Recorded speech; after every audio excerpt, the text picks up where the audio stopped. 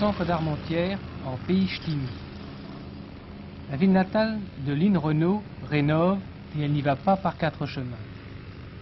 L'objectif, le voici.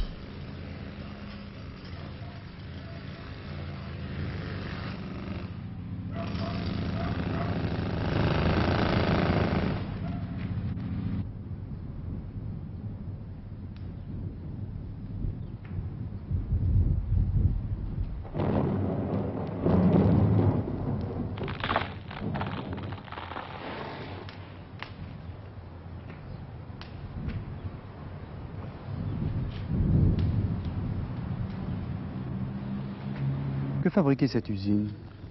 C'était une usine textile. Elle employait une centaine de personnes, d'ouvriers. On y fabriquait tout ce qu'on fabrique surtout dans les usines textiles d'Armentières, c'est-à-dire de la drap, du drap, de la toile. Mais ça en pleine ville, c'est quand même pas très logique, non?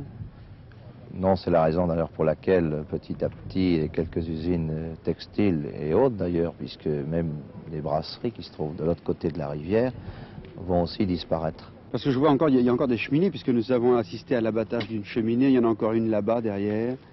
Il y en a encore une derrière ce bâtiment, je crois. On en voit une là aussi. Oui, il y en a encore une vingtaine, je crois, dans l'ensemble du centre d'Armentières.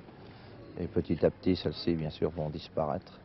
Et vous vous battez contre en tant que maire? Vous essayez de... Bien oui. Parce qu'elles sont vilaines, ces usines, il faut quand même le dire franchement. Hein. Elles sont très anciennes, et même celles que vous voyez de l'autre côté de la rivière, là, vont aussi donc disparaître. Qu'est-ce que vous allez construire ici à la place de cette vieille usine? Eh bien ici, des logements, des appartements, une centaine environ, je crois que c'est 108 logements de moyen standing. Oui.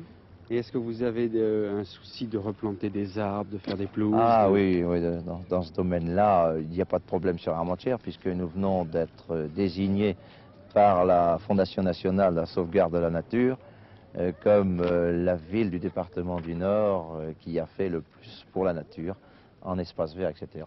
Il n'y a pas de problème.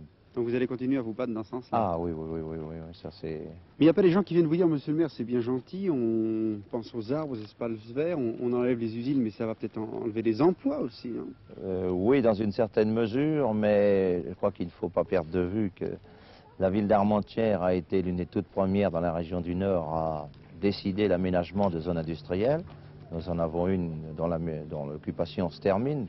Elle n'est pas tellement grande, mais enfin 25 hectares avec quelques usines et en particulier des brasseries qui vont peut-être se réinstaller sur cette zone industrielle. Et dans le cadre de la communauté urbaine de Lynn dont je vous parlais tout à l'heure, nous avons sur la commune voisine qui est La Chapelle décidé l'aménagement d'une zone industrielle de 120 hectares où il y a déjà quelques usines et les travaux sont bien avancés.